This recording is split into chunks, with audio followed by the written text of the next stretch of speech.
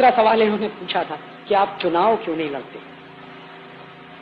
और मेरा जवाब मैं आपको बता दूं कि अगर मैं चुनाव लड़के पार्लियामेंट में पहुंच भी जाऊं तो ये पार्लियामेंट मेरा नहीं है, ये पार्लियामेंट उनका है।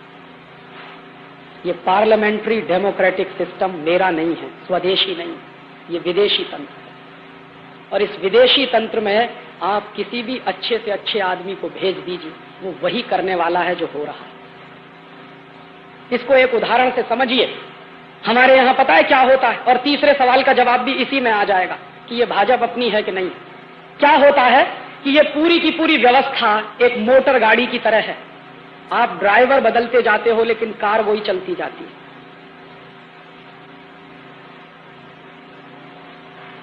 एक ड्राइवर बदला, दूसरा आया, दूसरा बदला, तीसरा आया, तीसरा बदला, चौथा चला आया, चौथा बदला, पांचवा आया, लेकिन आप दुर्भाग्य से वो कार नहीं बदल रहे हो, ड्राइवर बदल रहे हो। तो कार को जो करना है वो करने वाली। और धीरे धीरे एक दिन आपको ये समझ में आएगा कि अभी तो वो इंडियन ड्राइवर से काम चला रहे हैं, 4-5 साल और रुक जाइए, इंडियन ड्राइवर को निकाल के बाहर कर देंगे, खुद बैठने वाले हैं स्टीयरिंग सीट पे, जो मैंने बताया आपको कि पार्लियामेंट में वो पहुंचने वाले हैं। तो फिर आपके ड्राइवर की भी जरूरत नहीं, इसलिए कोई पार्टी आपकी हो नहीं सकती। और इस पर बहुत गंभीरता से सोचिए कि क्या हमको पार्लियामेंट्री डेमोक्रेटिक सिस्टम चाहिए। और मैं आपसे पूरे गंभीरता से कह रहा हूं कि दुनिया के उन तमाम देशों में जहां पार्लियामेंट्री डेमोक्रेटिक सिस्टम चल रहा है, फेल हो गया है। किसी भी देश में, चाहे अमेरिका में, चाहे ब्रिटेन में, चाहे जर्मनी में, चाहे फ्रांस में, हर देश में क्राइसिस है पॉलिटिक्स में, और वो क्राइसिस इस सिस्टम की है, और वही सिस्टम हम चला रहे हैं। तो इस पार्लियामेंट्री डेमोक्रेटिक सिस्टम में आप बिल्कुल उम्मीद मत करिए कांग्रेस को हटा दीजिए जनता दल आ जाएगा, जनता दल को हटा दीजिए सीपीएम को ले आइए, सीपीएम को हटा दीजिए बीजेपी को ले आइए, काम सबके वैसे ही होने वाले। और नहीं हो तो करके देख लीजिए। गुजरात में तो आपने सारे प्रयोग किए, देख लीजिए आप इसको हमारी आंखों के सामने। महाराष्ट्र में प्रयोग चली रहा, राजस्थान में प्रयोग चली रहा। आप इन तीनों प्रदेशों में से कोई एक प्रदेश बता दीजिए जहां विदेशी कंपनियां नहीं आ रही, या इनकी सरकारें कुछ और काम कर रही हो पुरानी सरकारों से अलग। सब तो एक ही तरह का काम कर रहे हैं। और मैं तो कभी कभी ये बात गंभीरता से कहता हूं, लेकिन मजाक की बात है। मैं कहता हूं कि हर पार्टी का चुनाव घोषणा पत्र उठा लीजिए आप, और उसका कवर पेज फाड़ दीजिए, और उसके बाद गड्ढमड्ढ कर दीजिए, और मैं आपको दे दूं, आप बता नहीं सकते कि कौन सा घोषणा पत्र किस पार्टी का।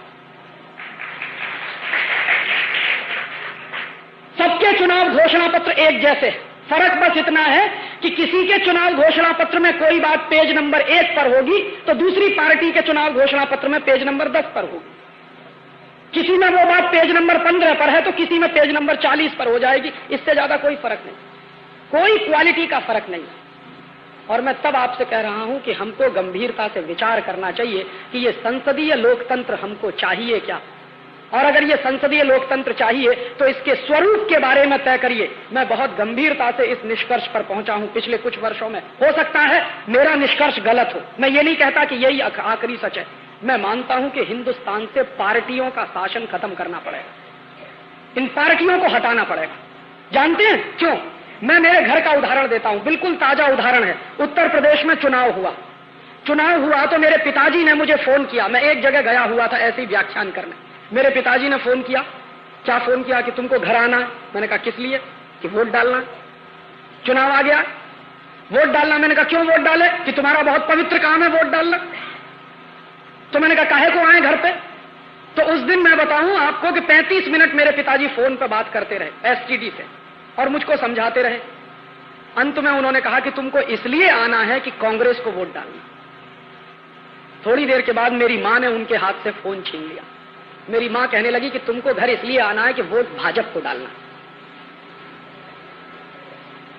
मेरा भाई भी था उनके साथ वहां फोन पे, तो उसने कहा भैया आपको इसलिए आना है यहां पे कि ना हम भाजपा को वोट देना चाहते हैं, ना हम कांग्रेस को वोट देना चाहते हैं, हम किसी इंडिपेंडेंट को वोट देना चाहते हैं।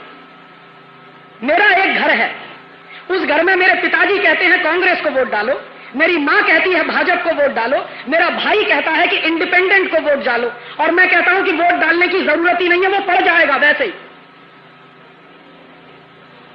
मैं जाऊं या ना जाऊं वो वोट पड़ने वाला है। तो ये जो तंत्र है, इसने जानते नतीजा क्या पैदा किया? मेरा एक घर जिसमें मैं, मेरी मां, मेरा भाई, मेरे पिताजी 4 हिस्सों में बटे हुए हैं। एक कहता है भाजपा, दूसरा कहता है कांग्रेस, तीसरा कहता है इंडिपेंडेंट, चौथा कहता है कि वोट ही मत डालो। माने मैं मेरे घर की हैसियत के हिसाब से एकता कायम नहीं रख सकता। घर के 4 हिस्से हो गए, ये हर घर में है। एक भाई भाजपा में, दूसरा कांग्रेस में, तीसरा जनता दल में, चौथा सीपीएम में, 5वां सीपीआई में। जानते हैं अंग्रेजों ने इस देश को कैसे तोड़ा था? साम, दाम, दंड और भेद। तो साम से तोड़ नहीं पाए, दंड से तोड़ नहीं पाए, भेद की नीति बराबर चली और भेद किया समाज के हर स्तर पे। पूरे समाज को बांटा और पूरे समाज को बांट के हिंदुस्तान को तबाह कर दिया। जो भेद की नीति अंग्रेजों ने अपनाई इस देश में, आज का पॉलिटिकल सिस्टम वही भेद की नीति अपना रहा। घर घर में क्राइसिस खड़ी हो रही है कि तुम इस पार्टी में जाओ कि तुम उस पार्टी में जाओ, और हम एक घर की हैसियत से उद्देश्य सबके बराबर हैं, लेकिन लड़ाई लड़ रहे हैं अलग अलग। और मैं जानता हूं कि मेरा वोट मैंने जिस पार्टी को दे दिया, सत्ता में आने के बाद वो मुझको भूल जाएंगे, नमस्कार भी नहीं करेंगे। उसके पहले तक मेरे घर पे आएंगे, हाथ जोड़ेंगे, पैर छुएंगे, गधे को बाप बना लेंगे क्योंकि वोट चाहिए। और वोट मिलकर जब चलेगा तो 5 साल तक शक्ल दिखाई नहीं देगी आपको। तो ये पॉलिटिकल सिस्टम अपना है नहीं, ये तो अंग्रेजों ने हमको बर्बाद करने के लिए दे दिया। और इस पॉलिटिकल सिस्टम को अगर आप और आगे चलाएंगे तो समाज और ज्यादा टूटेगा। मेरा जो दर्द है वो दर्द ये है कि समाज टूट रहा है, पॉलिटिक्स उस पर चल रही है। समाज में विभाजन हो रहा है, घर घर में टूटन हो रही है, पॉलिटिक्स उस पर चल रही है। और वो पॉलिटिक्स किसी बड़े उद्देश्य के लिए होती तो मेरे समझ में आता। अब सबका उद्देश्य सिर्फ सीमित रह गया है कि किसी तरह सत्ता हासिल कर लो और सत्ता सुख भोग लो। ज्यादा से ज्यादा, उससे ज्यादा क्या है कि हमारे पास ब्लैक कैट कमांडोज हो जाएंगे, वही हमारा स्टेटस सिंबल है। एक बार मिनिस्टर हो जाएंगे, ब्लैक कैट कमांडोज हो जाएंगे, और सब यही कर रहे हैं। इस देश में अगर आप जननेता हो, इस देश के अगर आप लोक नायक हो, तो ये ब्लैक कैट कमांडोज की क्या जरूरत है? और मान लो कोई आपको मार भी देगा तो ठीक है, तैयारी रखिए मरने की। हाँ, क्यों डरते हैं मरने से? और ये तो वो देश है जहां बार बार जन्म की कल्पना है। मुझे तो अगला भी जन्म मिलने वाला है, तो काहे को चिंता कर रहे हैं? मर जाएंगे, अगली बार हो सकता फिर नेता बन के पैदा हो जाएंगे आप। तो मरने की तैयारी है नहीं, और बड़ी बड़ी बातें करेंगे कि हम समाज के जन नेता हैं, लोक नेता हैं। और मैं आपको यह बता सकता हूं कि ये जो ब्लैक कैट्स कमांडोज की व्यवस्था है, दुनिया की कोई भी ताकत लगा दीजिए, अगर आपको कोई मारने वाला पैदा हो गया तो बच नहीं सकते आप। अगर बचाने वाला होता तो इंदिरा गांधी का क्या हुआ? बचाने वाले होते थे तो राजीव गांधी का क्या हुआ? कुत्ते की तरह से मारे गए दोनों के दोनों। तो अगर आपको कोई मारने वाला पैदा हो गया है तो छोड़ दीजिए। और फिर हमारे यहां तो है, जिसको प्रभु रखता है उसको कौन मार सकता? और जब प्रभु ने तय कर लिया है तो आपको बचा कौन सकता? तो इतनी तैयारी रख के काम करिए। भारतीय संस्कृति में मरने से कभी डर नहीं रहा है किसी को, और ये आज सबसे ज्यादा डरपोक नेता पैदा हो गए, ब्लैक कैट्स कमांडोज लेके आगे पीछे घूमते हैं साहब, बड़ा रौब पड़ता है उसका। माने लाखों करोड़ों रुपया बर्बाद करते हैं। ये पार्लियामेंट्री डेमोक्रेटिक सिस्टम के नतीजे हैं। और दुनिया में मैंने नहीं देखा, सारी दुनिया तो मैंने नहीं देखी, लेकिन कुछ देश तो मैंने देखे। किसी भी देश में एमपीज को घर नहीं दिए जाते रहने के लिए। यहां है, महल है उनके पास, किसी देश में नहीं है। ब्रिटेन में नहीं है, फ्रांस में नहीं है, जर्मनी में नहीं है, स्वीडन में नहीं है, अमेरिका में नहीं है। एमपीज को रहने के लिए कोठियां नहीं मिलती सरकार की तरफ से, उनको किराए के घर में रहना होता है या अपने घरों में रहना होता है।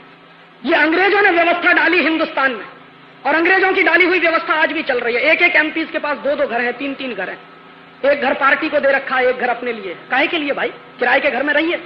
और इनको आप कहते हो कि ये सब समाज से भी तनख्वाह लेके काम करने वाले क्लर्क हो गए हैं सबके सब। ये नेता?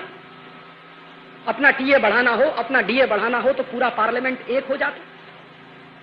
पूछिए जरा इनसे, कोई एक पार्टी माई की लाल थी जब ये डीए बढ़ाने की बात हुई थी पार्लियामेंट के अंदर? अपने भत्ते बढ़ाने की बात आई थी पार्लियामेंट के अंदर, सारे पार्टीज के एमपी एक हो गए और फटाफट बिल पारित हो गया। और यहां तक नहीं, व्यवस्था यहां तक कर ली है कि अगर आप एक बार घुस गए पार्लियामेंट में तो जन्म जिंदगी आपके नाती पोतों को भी पेंशन मिलती रहे। काहे के लिए भाई? एक तरफ कहोगे कि हम जन नेता हैं, एक तरफ कहोगे हम लोक नायक हैं, दूसरी तरफ तनख्वाह लेके काम करने की स्थिति तुम्हारी बनी हुई है। तनख्वाह लेके काम तो क्लर्क करता है, जन नेता तो नहीं करता इस देश में काम। तो कहें पार्टियां घोषणा करें कि हमारे एमपी तनख्वाह नहीं लेंगे, तो आप कहोगे कि भरण पोषण की व्यवस्था वो हम करेंगे, समाज के लोग करेंगे। इस देश में तो हमेशा से व्यवस्था रही है कि जो समाज सेवा के काम में निकलता है समाज उसकी व्यवस्था करता है। ये कोई आज की बात थोड़ी है, हजारों साल से यही चला आया इस देश में। जिन्होंने समाज सेवा का काम किया है समाज ने उसकी व्यवस्था की है। तो ये जो पॉलिटिशियंस कहते हैं कि हम समाज सेवा कर रहे हैं, छोड़िए अपनी सारी व्यवस्थाएं, समाज आपकी व्यवस्था करेगा, आप देश चलाने का काम करिए। लेकिन ये तो सब वेतन भोगी हो गए, भत्ते वाले हो गए। टीएडीए इनके बढ़ने चाहिए ऐसे जैसे दूसरे लोगों के बढ़ते जाते हैं, और बराबर बढ़ते चले जा रहे हैं। अभी नया पे कमीशन बिठा दिया, तो उस पे कमीशन के माध्यम से अधिकारियों की तनख्वाह बढ़ेगी, तो एमपीज एमएलए की भी तनख्वाह बढ़ाने का काम चालू है। ये काहे का पॉलिटिकल सिस्टम? इसलिए दोस्त, मैं इस पॉलिटिकल सिस्टम में जाने का माने इस देश से गद्दारी समझता हूं, इसलिए मैं चुनाव नहीं लड़ता। और मैं आपको एक बात और बता दूं कि चुनाव लड़के पार्लियामेंट में जाके कभी क्रांति नहीं हो सकती। मैंने बड़े बड़े दिग्गजों को देखा, मैंने मेरी आंखों से देखा, जो बड़े बड़े दिग्गज हैं, जो आंखों में सपने लेके क्रांति के, बगावत के, ये और वो, और यही दिग्गज बड़ा झंडा लेके 1977 में पहुंचे थे पार्लियामेंट के। आपको मालूम है बहुत बड़ा आंदोलन हुआ था इस देश में, जेपी आंदोलन, जयप्रकाश आंदोलन, और उसमें बड़े बड़े क्रांतिकारी लोग थे। ऐसे ऐसे क्रांतिकारी लोग थे जो बड़ौदा डायनामाइट केस के अपराधी थे, और इस देश के नौजवानों में सुरसुरी पैदा करते थे। जैसे ही पार्लियामेंट के अंदर घुसे उनकी सारी तेजस्विता नष्ट हो गई। आज वो किसी काम के नहीं, सिवाय इसके कि इस पार्टी का पल्ला पकड़ो या उस पार्टी का पल्ला पकड़ो। पूरी ताकत उनके जिंदगी की अब इसी काम में जा रही है। ऐसे क्रांतिकारियों को हमने देखा है जो आग उगलते थे जब पार्लियामेंट के अंदर नहीं गए थे, और अब पार्लियामेंट में जाने के बाद मुंह सूख गया है उनका, जवाब नहीं दे सकते हैं, उनसे सवाल पूछ रहे थे। तो इस पार्लियामेंट में कुछ है नहीं। और जेपी की एक बात मुझे बराबर याद रहती है कि ये पार्लियामेंट में बैठे हुए लोग कुत्ते की तरह से सूखी हड्डियां चूस रहे। तो मैं कुत्ते की तरह से सूखी हड्डी चूसने के लिए पार्लियामेंट में नहीं जाना चाहता। और मुझे भरोसा है कि इस देश में अगर क्रांति होगी तो पार्लियामेंट के बाहर होगी, पार्लियामेंट के अंदर नहीं होगी। पार्लियामेंट के बाहर क्रांति होगी। और मैं ज्यादा नहीं कहता, 1-2 लाख नौजवान मिल जाए कमिटमेंट वाले, जिनको मरने से डर नहीं लगता। और ऐसे नौजवान जिनको मरने से डर नहीं लगता हो, मेरी डायरी में मेरा नाम लिख, अपना नाम मुझे लिखो। ज्यादा नहीं कहता, 1-2 लाख चाहिए, इस देश की सारी व्यवस्था बदल जाएगी। ये बिल्कुल मुश्किल काम नहीं। कमिटमेंट वाले 1-2 लाख लोग हो जाए, सारी व्यवस्था बदल जाएगी। हमने तो दुनिया में देखा है, मुट्ठी भर लोगों ने व्यवस्थाएं बदली। फ्रांस का रिवॉल्यूशन हुआ था, 17 लोग थे बस, और उन 17 लोगों ने पूरे फ्रांस को बदल दिया। जर्मनी में क्या हुआ? हिटलर एक अकेला था, सारा देश खड़ा कर दिया था। कहीं भी देखिए दुनिया में कुछ कमिटमेंट वाले लोग, शर्त एक ही है, जिनको मरने से डर नहीं लगता। ऐसे कमिटमेंट वाले लोग चाहिए। ये पार्लियामेंट क्या, दुनिया की सारी व्यवस्थाएं बदल सकती है, और वो पार्लियामेंट के बाहर से होता, पार्लियामेंट के अंदर से नहीं होता। और आखिरी सवाल का जवाब एक लाइन में, जैसे कांग्रेस है, जैसे जनता दल है, जैसे सीपीएम है, जैसे सीपीआई, वैसे ही भारतीय जनता पार्टी है। उसमें और बाकी पार्टियों में मेरे हिसाब से कोई फर्क नहीं। वो भी सत्ता की लड़ाई में वैसे ही शामिल हो गए हैं जैसे दूसरी पार्टियां वाले शामिल हैं। उनको भी अब सत्ता ही दिखाई देती है, ना आदर्श दिखाई देते हैं, ना अपनी घोषणाएं दिखाई देती हैं जो सत्ता के पहले वो करते थे। वहां पहुंच के तो भाषा ऐसी हो गई, आपने देखा है जब पार्लियामेंट में वो 13 दिन की डिबेट चल रही थी, क्या क्या समझौते करने की तैयारी हो चुकी थी एक कुर्सी के लिए। अपनी सारी आइडियोलॉजी उठा के कूड़े में फेंक दिया एक कुर्सी के लिए। ये उनके अंदर भी आ गया है, इसलिए उनमें और बाकी पार्टियों में कोई फर्क नहीं। और मैं आपसे एक निवेदन और कर दूं, आप जितने दिन पार्टियों के चक्कर में रहेंगे उतना ही अपना नुकसान करेंगे, देश का नुकसान करेंगे। इन पार्टियों का चक्कर छोड़ दीजिए, पार्टियों का चक्कर छोड़कर देश के चक्कर में पड़िए। आज इनके लिए पता है क्या हो गया? पार्टी देश से ज्यादा महत्वपूर्ण हो गई। देश नहीं है, पार्टी महत्वपूर्ण है। और उसमें क्या है, पार्टी नहीं टूटनी चाहिए, देश टूटे तो टूट जाए। सारे समझौते किसके लिए करते हैं? पार्टी नहीं टूटनी चाहिए, चाहे जितने गलत समझौते करने पड़े। सरकार नहीं जानी चाहिए, चाहे जितने गलत समझौते करने पड़े। तो अब इनके लिए भी देश महत्वपूर्ण नहीं है, समाज महत्वपूर्ण नहीं है, पार्टी महत्वपूर्ण है, सत्ता महत्वपूर्ण है। और मैं आपको बता दूं कि पार्टी कभी देश से बड़ी हो नहीं सकती। जो लोग इस भ्रमणा में हैं कि पार्टी देश से बड़ी हो गई है, उनको मैं कह रहा हूं कि पार्टी देश से बड़ी कभी होती नहीं, देश बड़ा होता है। ये देश रहेगा तो आप रहेंगे, ये देश नहीं रहेगा तो आप भी नहीं रहेंगे। इसलिए पार्टियों का चक्कर छोड़िए और इस पॉलिटिक्स की बात छोड़िए, अब तो क्रांति की बात करिए। जितने देर पॉलिटिक्स की बात करेंगे उतना ही ज्यादा आपको निराशा होगी, जितनी देर क्रांति की बात सोचना शुरू करेंगे उतना ही ज्यादा आशा का संचार होगा, उत्साह आएगा, उमंग पैदा हो। बस यही जवाब मुझे देना। राजीव जी,